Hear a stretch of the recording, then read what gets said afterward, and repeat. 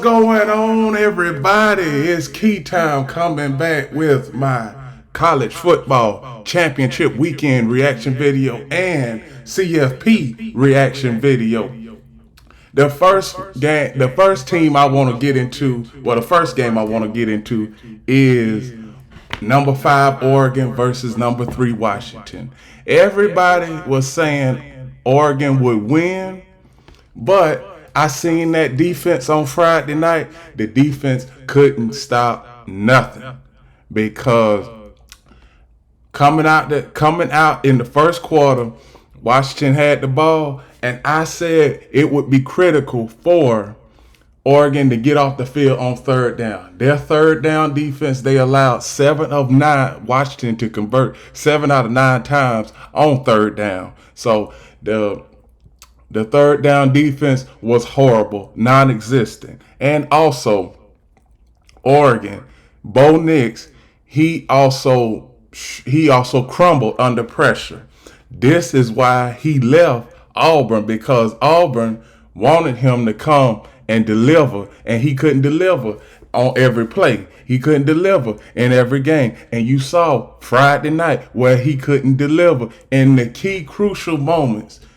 Oregon had the lead late in the third quarter, but failed to keep the lead in the third going into the fourth quarter. I might add you. Bo Nix, he had an interception. He threw an ill-advised interception. And on top of that, the receiver, he wasn't even paying attention to the ball. Now, Oregon's running back, Bucky Irvin, he ain't have 100 yards. He only had 73 yards rushing. And I don't know what was going on as far as the wide receiver core, but the wide receiver core, they couldn't catch any passes that Bo Nix was throwing to them. And I wonder, is this karma as far as Dan Lanning? Because Dan Lanning, he came from the SEC. He came from Georgia. Kirby Smart and all of them. Everybody thought that he was going to put his SEC roots in Eugene, Oregon, and make Oregon a powerhouse, which Oregon was already a powerhouse before he came there. But Oregon is all hype, no action. It's all hype. It's all hype with the Oregon Ducks, because the Oregon Ducks, for the last 3-4 years, they've had good teams. They always talk about, well, it's the coaching. I mean, the last two, since Dan Lanning has been there, what have they done? They haven't came close to winning a national championship. They were in the Pac-12 championship, but they lost, which next year they'll be in the Big Ten. So this is the end of the Pac-12. So Oregon, you all hype, no action, all hype. But hype off the field don't get you no wins on the field. Now, on the other hand, Washington, Michael Penix Jr., what can I say? He had an excellent game. Washington showed me in this game they are much better than Oregon. On down the line, they won back in October, and they won Friday night.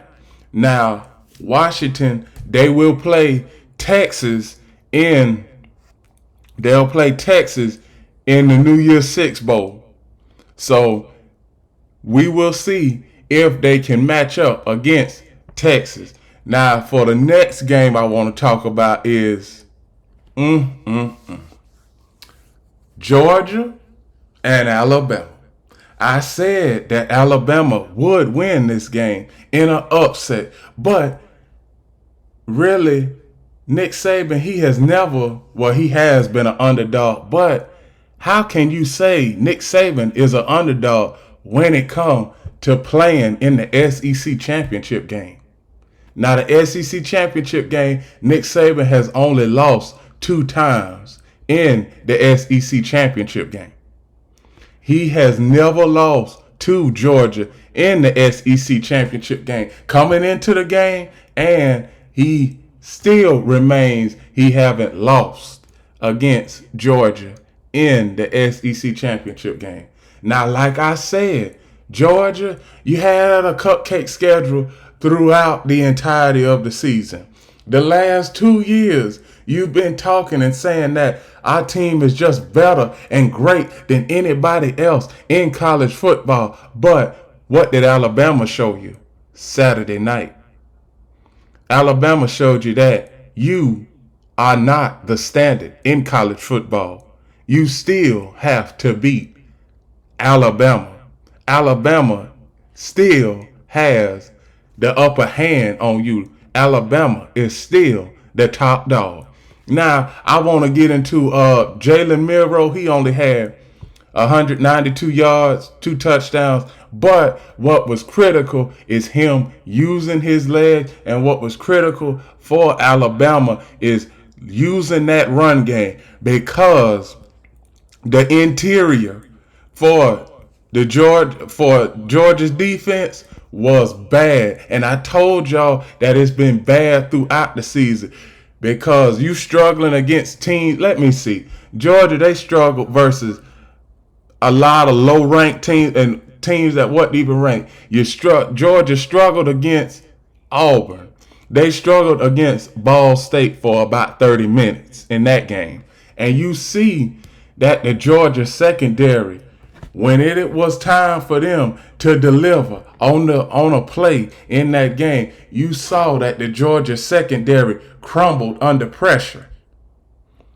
The Georgia, as far as their defense, most of their guys that's on the defense now will be going into the NFL. So this is basically almost a revamping of the team from last year, because last year they lost 15 players. This year they might lose 15 to about 20 players. So Georgia next year it's going to look a whole lot different. Carson Beck is coming back, and that's about the only player that's coming back for Georgia, because Kendall Middleton, the running back, he going into the NFL. Brock Bowers, Ladd McConkey, they going to the NFL draft in April. And most of the players on that defense is going into the NFL draft. Not to mention, a few of those defensive players may enter the transfer portal. So you don't know. Now, on the other hand, Alabama, they took back what was theirs. The crown remains in Alabama. The 2023 SEC champion is the Alabama Crimson Tide. Now, since Alabama has won that game, let me get into the college football playoff rankings. Now, the first team that I want to talk about is the Michigan Wolverines. Now, I put Michigan already in a lock for the college football playoff, which I'm not surprised that they number one. So, and plus, the number two team is Washington. So I wasn't surprised Washington got in there, because I said whoever win the Pac-12 championship would go to the college football playoff. And plus, number 3 Texas and number 4 Alabama, these two teams are all worthy of being in those top 4 spots. Now, I got to talk about Florida State. I believe that the 12-team playoff came a year too late. Now, I know that Florida State, they lost their quarterback in Jordan Travis, but as far as the committee, you have got to look at what Florida State, how they started at the start, how they came into the season looking, and how they ended the season looking. But I knew that the college football playoff committee was going to keep Florida State out of it, because they didn't have a reliable quarterback.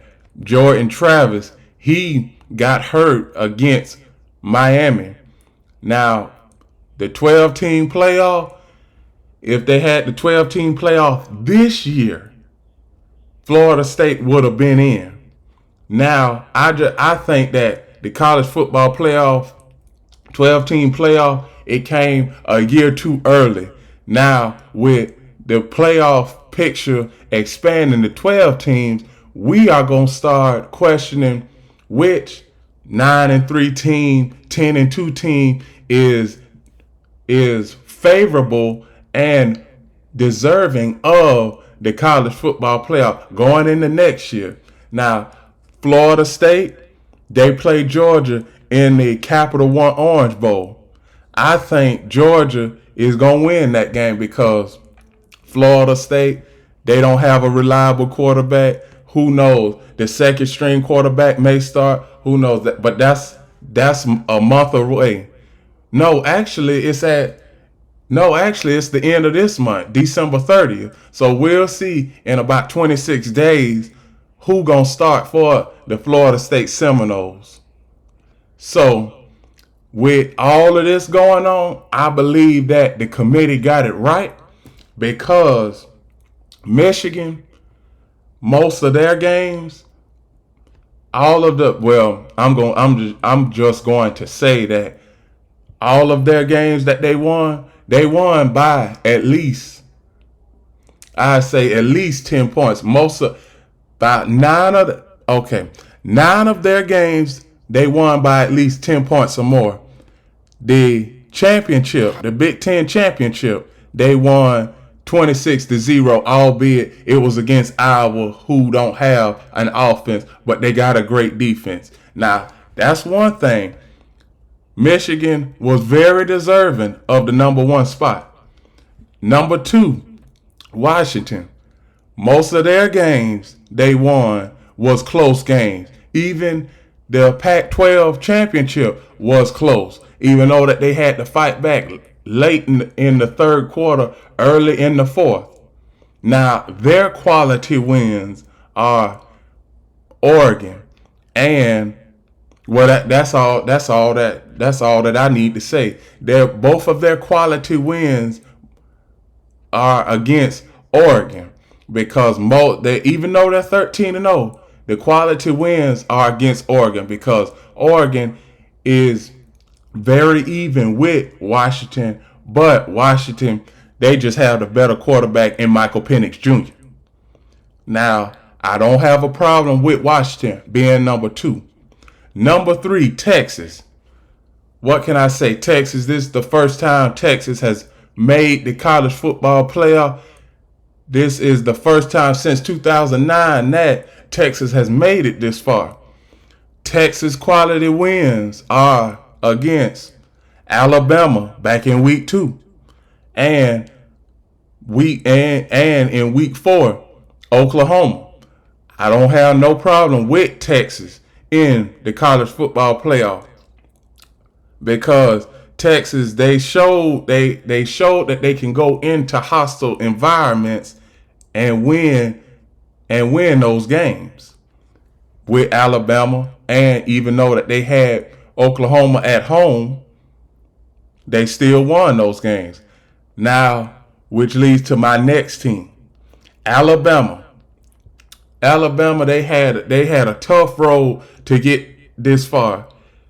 After that South Florida game versus the South Florida Bulls, I didn't know if they were going to be able to make the college football playoff, let alone get to the SEC championship game.